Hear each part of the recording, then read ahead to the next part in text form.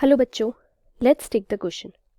The question says the Z isomer among the following is. हमें चार options दे रखे हैं A, B, C, D और ये जो चार आइसोमर्स हैं इनमें से among the following Z isomer कौन सा होना चाहिए. ठीक है, तो Z आइसोमर्स पहले बताते हैं कि इसका की कॉन्सेप्ट क्या होगा.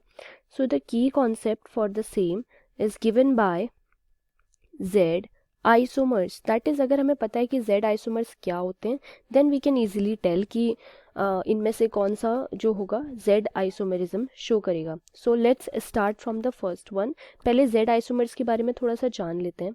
तो Z आइसोमर्स क्या होते हैं? ज्योमेट्रिकल आइसोमर्स ही होते हैं.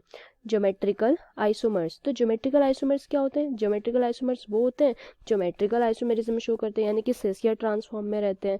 ठीक है, तो इनमें क्या होते हैं? सिमिलरली ज्योमेट्रिकल आइसोमर्स होते हैं जिनमें क्या होते हैं? दो ग्रुप होते हैं जिनमें हायर प्रायोरिटीज़ वाले क्या होते हैं? हायर प्रायोरिटीज़ वाले सेम साइड पे होते हैं.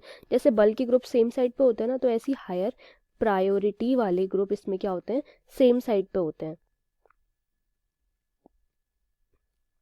ठीक है, तो हम इसको ऐसे कह सकते हैं कि एक तरीके से हायर प्रायोरिटी सेम साइड पे यानी कि सिस वाला फॉर्म की तरह रहेगा.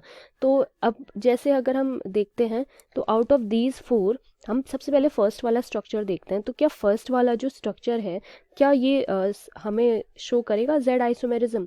तो देखो इसमें हमारा बल्कि ग्रुप कौन कौन से हैं. हमारे पास इसमें दो बल्कि ग्रुप्स लगे हुए हैं. तो CH2 CH3 और CH3 लगा हुआ है. और हमारे पास हाई प्रायोरिटी कौन है? Cl और Br. तो वी कैन से Cl और Br दोनों हाई प्रायोरिटी है और दोनों के दोनों एक साइड पर लगे हुए हैं. सो दिस वाला ये वाला जो हमारा स्ट्रक्चर बना हुआ है that is this will be the correct answer. क्योंकि इसमें जो है ज्योमेट्रिकल आइसोमेरिज्म शो कर रहा है यानी कि सेस फॉर्म मतलब हमें सेम साइड पे दिख रहे हैं हायर प्रायोरिटी वाले.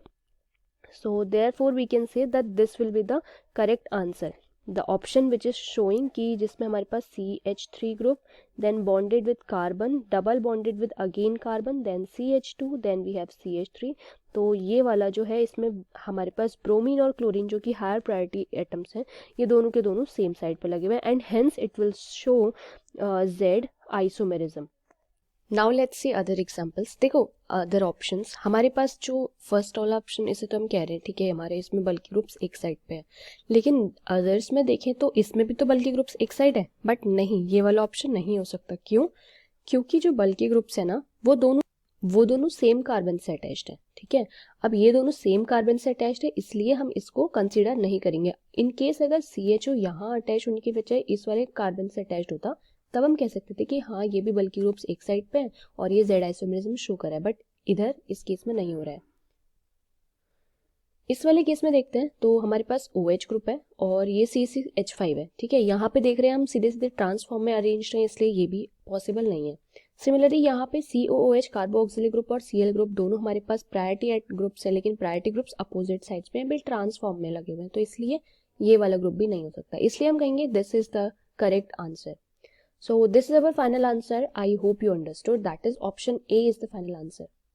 Option A. I hope you understood. Thank you students.